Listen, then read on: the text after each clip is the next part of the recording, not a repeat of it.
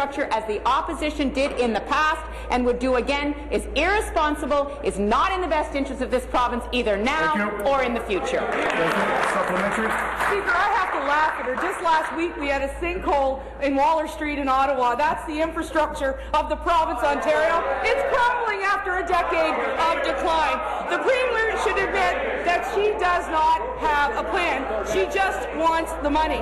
Her claim for the people of Ottawa and London and Windsor and Sudbury to wait until her budget to tell them how much money they are going to have to send to Toronto for Toronto taxes is a stall tactic. This government is desperate for cash, and she doesn't care where it comes from. She just wants it to spend their money. They've had an inability to manage the economy, whether it's in the energy sector, whether it's jobs in the economy, or right now with the transit plan here in the GTA. This is the great province of Ontario. She has squandered the opportunity. Will the Premier admit she won't tell us what she's going to do with that transit tax because she doesn't know? Thank you very much, Mr. Speaker. This is exactly the kind of rhetoric, Mr. Speaker, that has made it so impossible for governments to take action on important long-term issues for decades, Mr. Speaker. The fact is, we have been investing in transit since we came into office. We've been investing in infrastructure, and we exponentially have increased the number of dollars that we put into infrastructure compared to what their government did, Mr. Speaker. But the fact is, we are going to continue to make those investments. We are having an honest conversation with people across the province about the needs for infrastructure.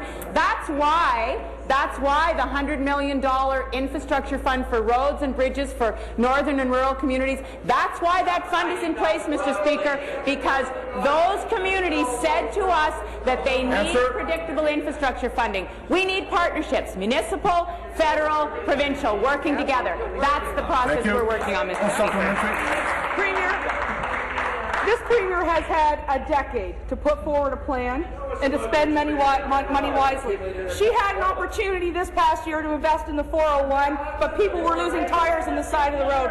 She had an opportunity to deal with the sinkholes in Ottawa, but they're still happening. She had an opportunity to build subways in Toronto. She didn't do it. She wants the people's money, and she wants billions of it from all across this province for just downtown Toronto, but she doesn't know what she's going to use it for. And the other problem this Premier has is she is losing jobs, she is hiking energy rates, and she has no plan. She wants to cling to power. She has an opportunity this afternoon. She can support our motion. Will she do it? Yes or no?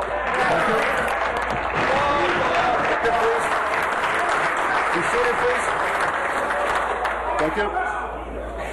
Premier. Speaker, I'm sorry, but the rant is just ridiculous. $500 million for the Queensway Carleton Hospital in the members' riding, Mr. Speaker. $2 billion a year. $2 billion a year for both the Southern and the Northern Highway programs, Mr. Speaker. It is just ridiculous to suggest that this government has not invested in infrastructure. We have done it year over year. We are going to continue to do it, Mr. Speaker. And the reality is that there was an infrastructure deficit when we came into office, Mr. Speaker, in 2003. And that infrastructure deficit had been built, had been left by the previous government. We've been climbing out of that hole, Mr. Speaker. We're going to keep climbing, and we're going to make those investments for the future. Be seated, please. Be seated, please. No question, the Leader of the Third Party. Thank you, Speaker. My question is for the Premier. More and more studies show that experts are figuring out what families have been telling us for some time, Speaker. Families feel like they're being squeezed right out of the middle class. An internal federal government document says that the middle class is being, quote, hollowed out. Given all that, is the Premier ready to back away from her plan to hit households with... Member from Eglinton Lawrence, come to order. Thank you, Premier.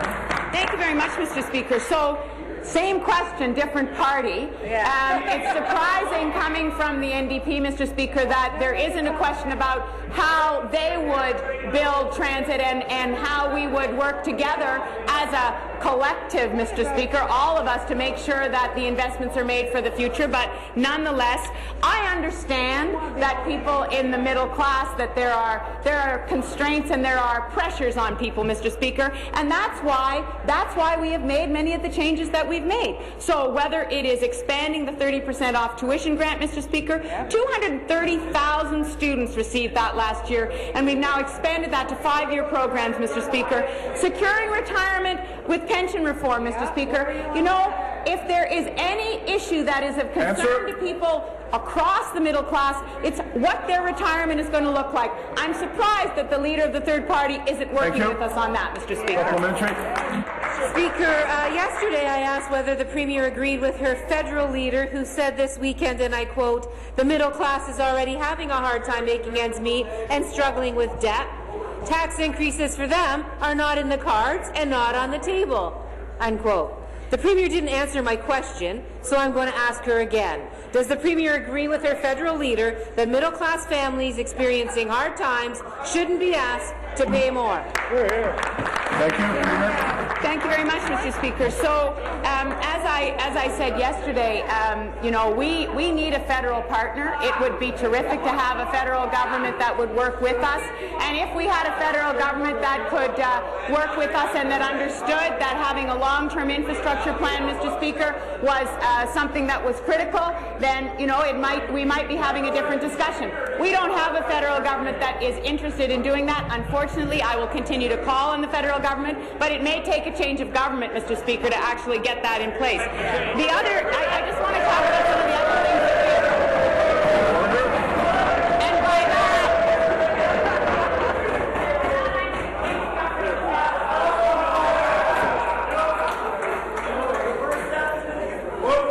Final supplementary.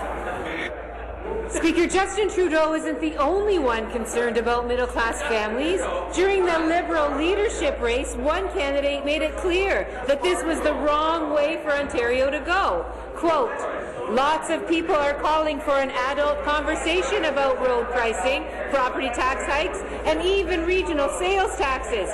Glenn Murray does not think it's the right way to go. The middle class is taxed out." Now, does the Premier agree with her Minister of Transportation? Is she actually ready to back away from her plan? So, Mr. Speaker, I'm not ready. I'm not going to back away from a plan to build transit. We have not brought forward our plan in terms of the revenue stream.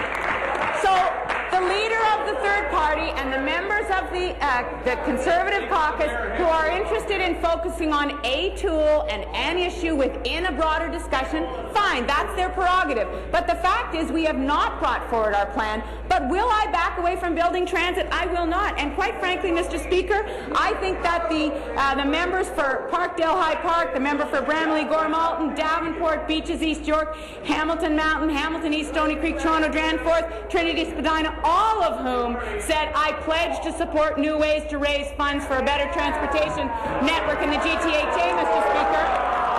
They don't want to back away from building transit either. So I stand with those members, Mr. Speaker. Thank you. New question, leader. You seated, please. You seated, please. Order. Order.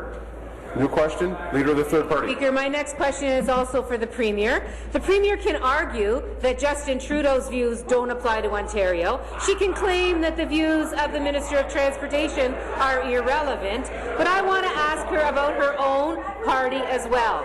The 2011 Liberal platform specifically and clearly ruled out new taxes. Page 53 of the Liberal platform says they will keep their promises, quote, "without resorting to higher taxes." Does the Premier agree with the promises she made to the people of Ontario when she was elected? So, Mr. Speaker, as I have said, we are committed to continuing to build transit. I have I have not said what the plan will be. We are going to bring the plan forward in our budget, Mr. Speaker. There are a number of suggestions that have been made about how to put in place a revenue stream to build transit. We are going to bring forward a plan to do that, Mr. Speaker. And in case the member opposite had not noticed, Mr. Speaker, I've only been the Premier for the last year, Mr. Speaker. This is a new government, new Premier, and we are putting our plan in place. And, Mr. Speaker, I would expect that the leader...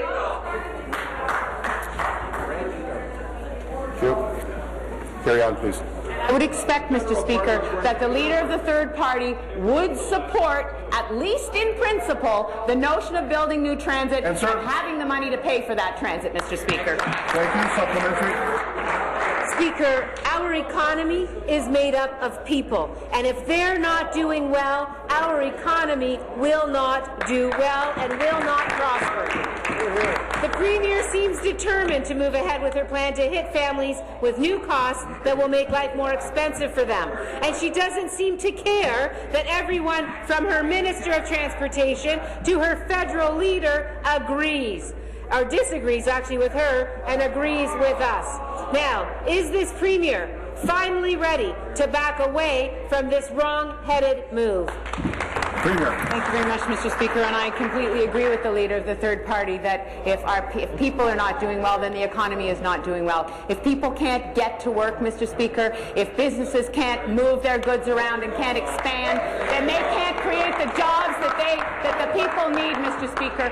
So we're going to continue to support people. We're going to support them in the ways that we have. We are going to continue with the tuition, the reduction on tuition, Mr. Speaker. We're going to continue on the Ontario Clean Energy Benefit, Mr. Speaker. We're going to continue to modernize the child care system, Mr. Speaker. We're going to continue to put the Ontario Child Benefit in people's hands, Mr. Speaker. Those are all very important issues. Yeah. And we are going to invest in infrastructure and in transit, Mr. Speaker, to make sure that in the future, in the immediate future, that there are jobs, Mr. Speaker, and in the longer-term future, that we have the economic growth that we need for the people in this province. Thank you. Final supplementary.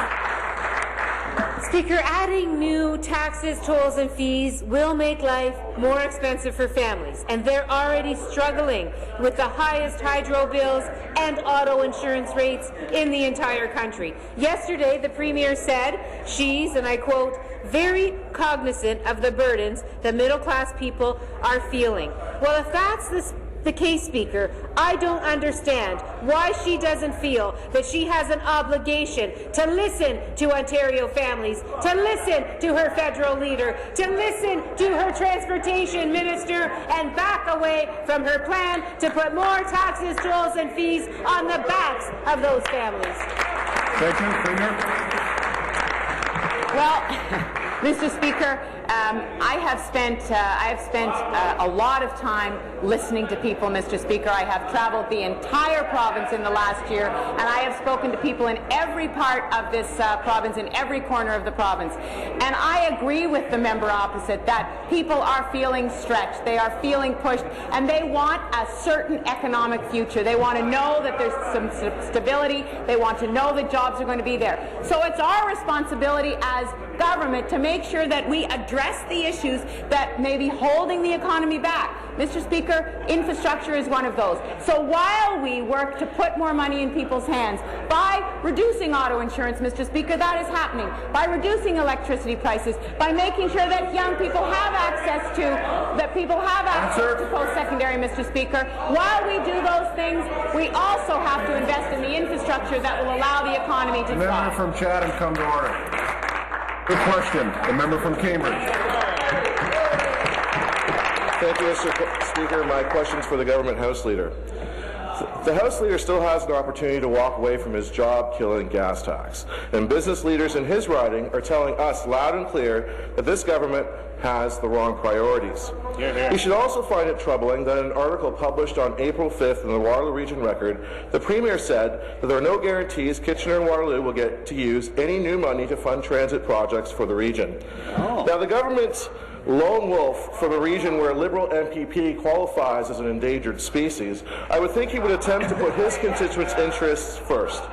But to my amazement, Mr. Speaker, the government House Leader said, and I quote, We need to have a conversation about what's going to work for Toronto and Hamilton first. Will the government House leader stand up for his constituents and say no to the job-killing gas tax, or will he continue to toe the party line at their expense? Pick number 2.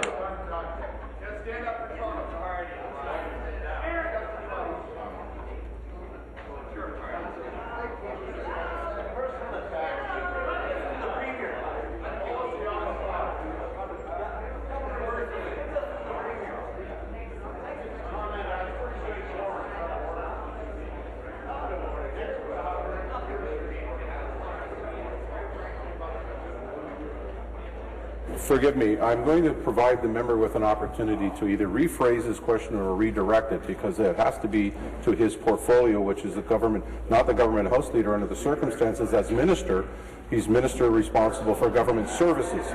So I would ask you to decide how to either excuse me. Order. I would ask the member to either redirect the question to the appropriate minister or to rephrase the question so that it fits into his portfolio. So you have that choice, please. Mr. Speaker, I'll direct that question to the Premier. Thank you. Premier. Transportation and infrastructure. Thank you, Mr. Speaker. We are making in Kitchener-Waterloo the biggest transportation and transit investments in the history of this province, Mr. Speaker. We are working with Chair Sealy, with the member from Kitchener Centre, to build the most amazing rapid transit line. We are now buying up and building track to get two-way GO service. And what is his party doing? We put 4 GO trains in, and the Tories take 4 Via trains away. Your party has just overseen the biggest reduction in rail service to Kitchener in the history of the country, and you have the nerve to ask that question? So why don't you call the federal member from your area and ask him to put the 4 GO trains back? Then we'd actually have 8. Thank you. 4 Via trains back, so you can be good. Seated, please. Stop the clock. Be seated, please. Be seated, please. Thank you. Member.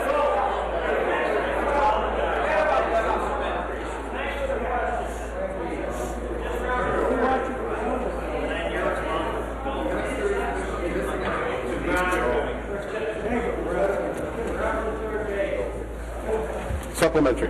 Mr. Speaker, I want to know who's in charge over there. The Transportation Minister says that there's going to be money to be used for transit in the area. The Premier went and made no commitment that gas tax revenue be used for our transit area. You know, I want to know, Mr. Speaker, if the people of Kitchener Centre and Waterloo Region will stand up for this Toronto First strategy at the expense of residents of Waterloo Region. It's a simple fact, which the government does not seem to understand. When the cost of doing business goes up, jobs go down. Failed green energy policies have driven the cost of doing business up, and the gas tax threatens to do the same thing, Mr. Speaker. The Ontario Trucking Association and the Greater Kitchener-Waterloo Chamber of Commerce both agree that a 10-cent gas tax, road tolls, and other misguided revenue tools will lead to more job losses. Mr. Speaker, will they finally stand up for residents in Waterloo Region and say yes to jobs and no to more taxes? Be seated, please. Be seated, please. Thank you. Minister. Thanks, Mr. Speaker. I'm curious. I'm still waiting for the answer from the member. There were 4 Via trains, Mr. Speaker, 4 Via trains. We added 4 GO trains. Now, I know his math isn't very good, but I think even the PhD could figure out that's 8. Mr. Speaker, the Tories took 4 away. We're back to 4. We have something called Highway 7, Mr. Speaker. It seems that I can't get order until I actually stop everything going on. Stop the clock, please. The member from Oxford, the member from Halton, and the member from Cambridge who asked the questions, come to order. Carry on. The other thing we're doing with the member from Kitchener Centre, Mr. Speaker, is we are assembling land and building Highway 7, which is really critically important. So, GO service, LRT service, and Highway 7. That sounds like the best deal people in Kitchener have had in several generations, Mr. Speaker. And why is that happening, Mr. Speaker? Because we are spending 2% of the province's GDP on infrastructure. They spent 1/4%. But, Mr. Speaker, I want to conclude by commending Mr. Flaherty and the Tories. They are federally, they're consistent federally. They're spending 1/4%. Thank you. New question. The member from Kitchener-Waterloo. Thank you very much, Mr. Speaker. My question is to the Premier. During the economic downturn, Sarnia lost more than 7% of their workforce, and it still hasn't recovered. There are families in Sarnia that used to rely on a paycheck from Ethel and Corunna, Dow, or the UBE parts plant. But those jobs have left, and 5,000 jobs that used to be in Sarnia before the recession haven't returned. Does the Premier think that the Liberal status quo is working for communities like Sarnia? Premier. Trade and Employment. The Minister of Economic Development and Employment. Well, thank you, Mr. Speaker. And Mr. Speaker, I'm proud and happy to say that there are 8,000 more people working in the Sarnia area than there were a year ago today, Mr. Speaker. And in fact, when you think, and this is an area, there's no question that this is an area that has been challenged by the recession and the change in manufacturing. It's an incredibly important part of this province. I met, in fact, just yesterday with members, local leadership from Lambton County talking about the chemical sector. I know there are many people in Sarnia, in the Sarnia area, that are employed in that important sector. But most importantly, in terms of indicators, Mr. Speaker, the unemployment rate in January of 2013 was 9%. In January of this year, it is down to 6.9%, Mr. Speaker. Thank you. Supplementary. Thank you. Thank you again to the through the Premier. The Liberal government claimed the HST would create 600,000 jobs, which we have yet to see. They claim no string-detached giveaways would create jobs, but in southwestern Ontario, anyone can see that that plan isn't working. According to Sarnia-Lambton Workplace Development Board, unemployment in their community is 8%. In Guelph, it's 7%. In London, it's 8%. And in Niagara, it's a whopping 9%. Clearly, the status quo isn't working. Ontario needs a smarter plan. Will the Premier admit that this province needs a targeted plan that rewards job creators, gets hydro rates under control, and provides some relief for small businesses? Or is she going to stick with Member the from status quo? Eglinton Lawrence, come to order. Minister. Well, thank you again, Mr. Speaker. And the facts show, Mr. Speaker, from StatsCan Canada, there are 8,000 more people working in Windsor, Sarnia, than were a year ago today. The unemployment rate has dropped down to 6.9%, Mr. Speaker, and this is proof that our jobs plan is working. And certainly the discussions that I had yesterday with members who are concerned about the chemical sector, which is one of the sectors that's extremely important in that entire area, they were very positive about the outlook, Mr. Speaker. They appreciate the efforts that the province is making to partner with them to make sure that the progress that we're beginning to see continues. And it's progress that we're seeing right around this province with almost 450,000 jobs created since the bottom of the recession, 80% of those jobs in the private sector. We added 7,800 youth jobs last month alone in this province. We're seeing the progress. We're seeing the importance of our jobs plan, Mr. Speaker. New question, the member from Oakville. Thank you, Speaker. I've got a question this morning for the Minister of Economic Development, Trade and Employment. Ontario's agri-food sector is a very strong driver for the Ontario economy, and it's one of the priorities of this government. However, it's also an industry that's had its challenges of late, especially in the Leamington and the Essex County area. Speaker, there's been a number of stories recently, today as well in the news, stating that a company may be looking to move its business into the Heinz facility. Now, I know our government's been very, very active in this area, but today, Speaker, through you to the Minister, would he please provide this House with an update on what our government has been doing to assist the community of Leamington?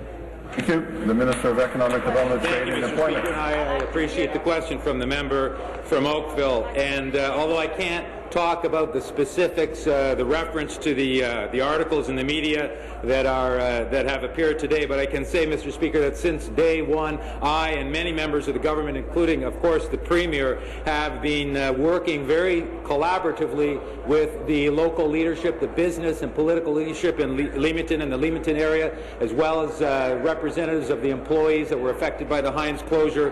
And I want to say that the Mayor of Leamington has been very proactive on this as well. I spoke with him last week. Of course, the Windsor-Essex Economic Development Corporation, led by Sandra Pupatello, has been very involved. And can I say, most importantly as well, Teresa Perusa, the member, the MPP from Windsor West, has been very active working with the company and prospective investors to bring jobs to this important part of the province.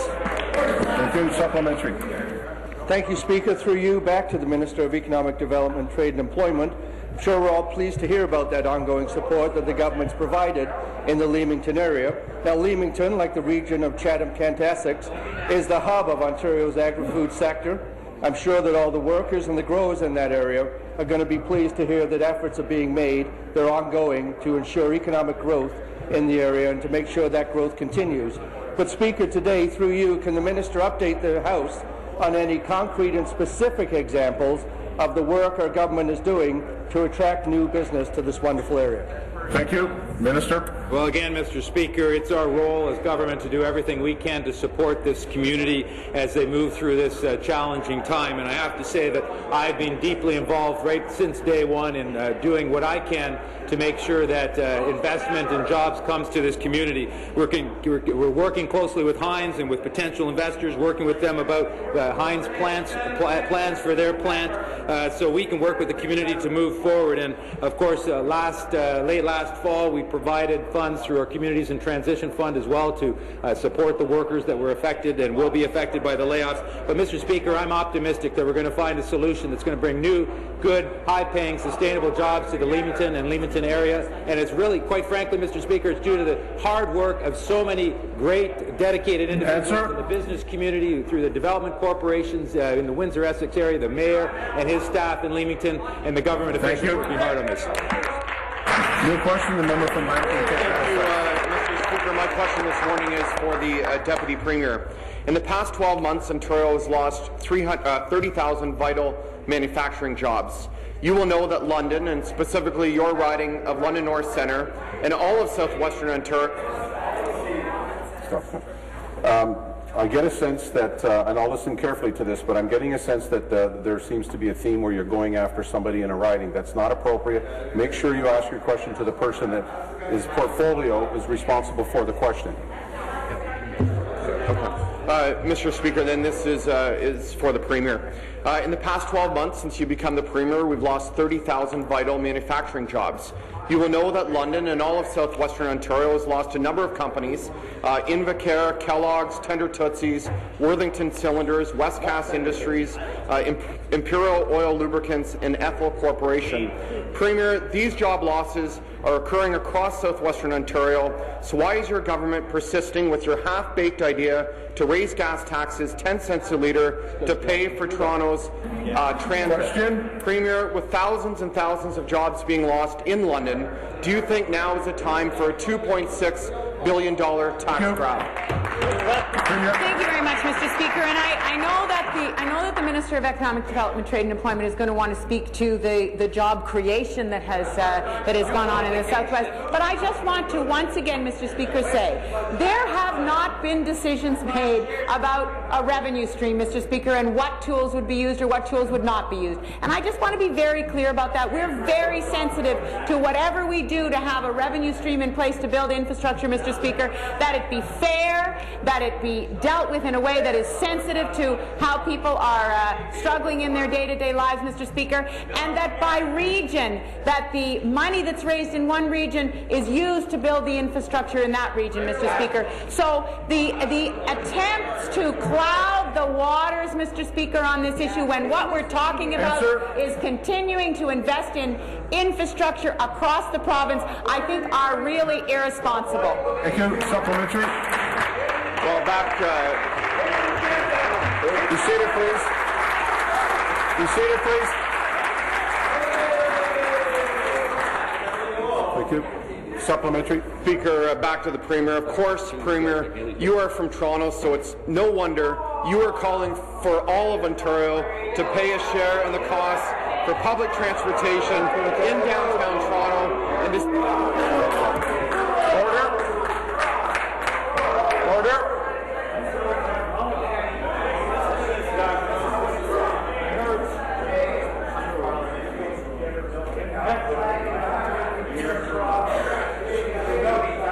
Order. Finish, please. And Premier, despite all their talk, the leader of the NDP refuses to hold your government to account and actually continues to support your each and every move. Premier, here's a nice and easy one for you. In January, London's unemployment climbed higher once again as 3,300 more London residents lost their jobs. With so many London residents currently out of work, do you think it's right to force the City of London drivers to pay for Toronto's transit that most will never use? Thank you. Premier. Thank you very much, Mr. Speaker. Well, the member opposite knows perfectly well that that is not something we have ever supported. It's not what we're talking about. We're talking about investing in transit across the province, Mr. Speaker. So whatever the revenue stream is and however we decide in our plan to put in place that revenue stream, we will do it in a fair way, Mr. Speaker. But I want to be clear that the way I do politics, the way we do politics, Mr. Speaker, is that we believe that government has to work for the whole province. The extension of his question, Mr. Speaker, is that somehow we come here with a narrow view of our responsibility and we only look to our own riding and we only think about the people that we directly represent. Well, that may be the way he does politics, Mr. Speaker. That may be the way their party does politics.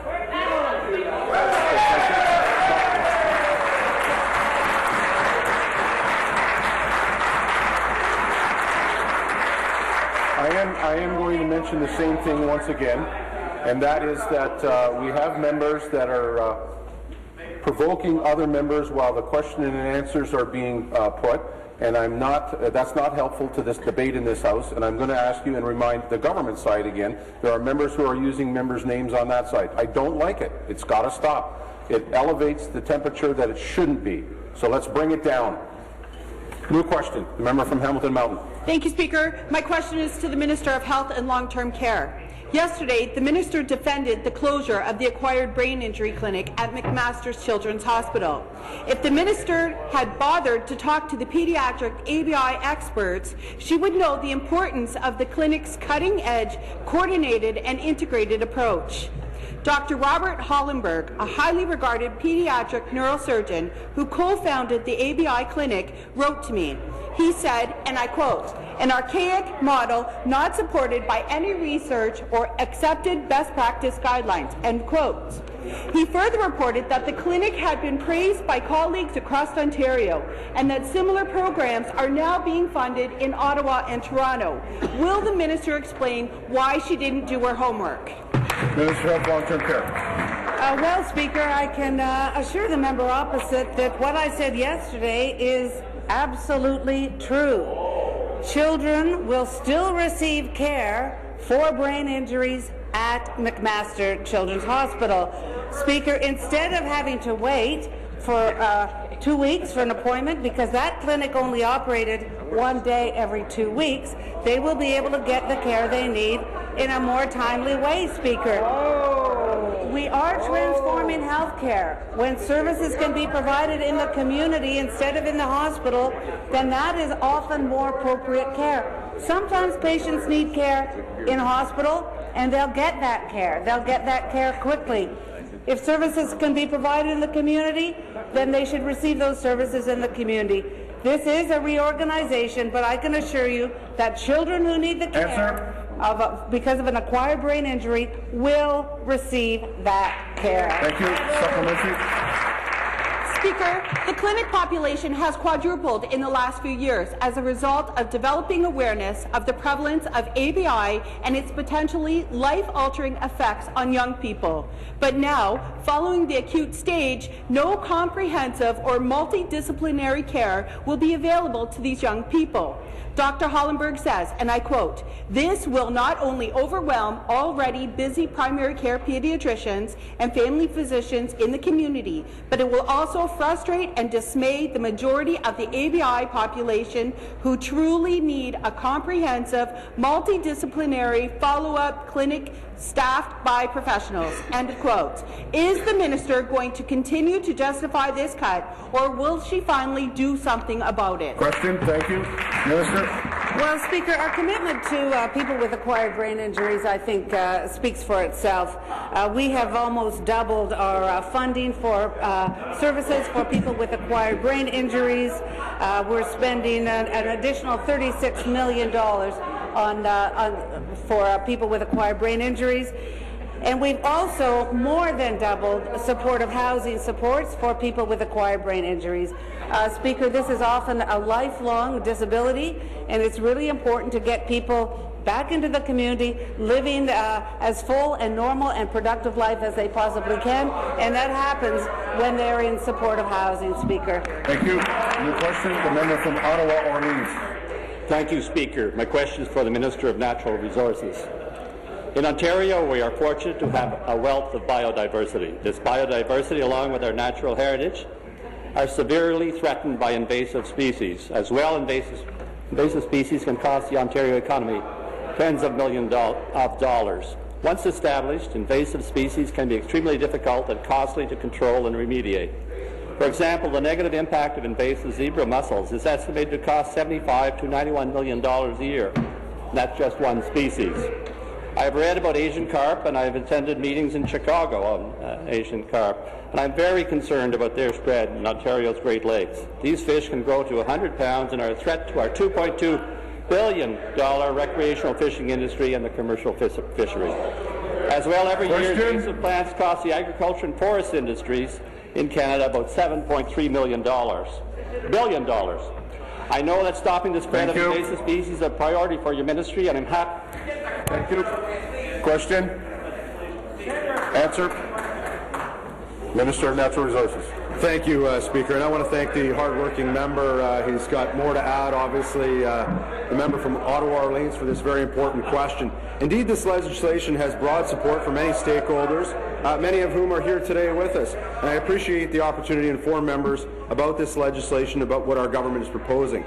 If passed, Ontario would become the first and only jurisdiction with standalone legislation in Canada. This is landmark legislation, Speaker, that would help by providing the powers to intervene earlier, leading to significantly reduced environmental and economic costs for Ontarians. The new legislation will provide a stronger legislative framework with which to prevent, detect, control, and manage invasive species that impact our natural environment, by including prohibitions on activities such as possessing and transporting invasives, enabling rapid response, and ensuring modernized inspections. Speaker, this is a risk-based approach that considers a full range of costs, the environment, and the economy. Supplementary. Well, thank you, Speaker, and thank you, Minister, for letting us know about this important legislation. As I previously mentioned, invasive species are causing significant damage to the natural environment, and managing invasive species in Ontario is a complex and challenging task. I've heard from many of my constituents in Ottawa, Orleans about the damaging effects of the emerald ash borer.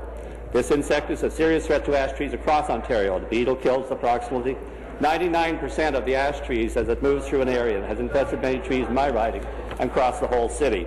I'm glad that your ministry has taken action on invasive species such as the emerald ash borer. I understand this proposed legislation will provide many tools to address these challenges in Ontario. Speaker, could the minister please tell the members of this House and what other steps our government has taken to stop the spread of invasive species? Thank you. Thank you, Speaker. And again, appreciate the question from the member from Ottawa, Orleans, and I'm pleased to have the opportunity to outline the important measures we are taking to combat the spread of invasive species. In 2011, our ministry established an invasive species research center, the first of its kind in the province in Sault Ste. Marie, to help combat invasive species. We've provided nearly $10 million toward the establishment and operation of this center in partnership with the federal government. The Invasive Species Center would support the proposed legislation by working with our partners to help deliver research and technology that can help us better understand invasive species and develop the options to combat them, to also develop education and outreach programs to help Ontarians be more aware of the risks of invasive species and the part they can play in helping to defend our province. In the province of BC, Speaker, the mountain pine beetle has cost the BC government $917 million. These are effects that we certainly do not want to see in this province, so we're going to work very hard to ensure that we do everything we can to combat invasive species in Ontario. New question. The member from Barrie. Thank you, Speaker. My question is to the Premier. Premier, the current Liberal MPP from Niagara Falls demonstrated yesterday that he fully supports the government's agenda to introduce a provincial gas tax to fund GTA transit. This extra 10 cents per litre for gas is going to bankrupt families and businesses already struggling to keep up with rising costs. Today it costs over $1.32 for gas. As of January, Niagara has one of the highest unemployment rates in this province. This government has failed Niagara. Their new MP has failed Niagara yesterday by propping up this government. Premier, why should the residents of Niagara pay for you to ride the subway? They voted for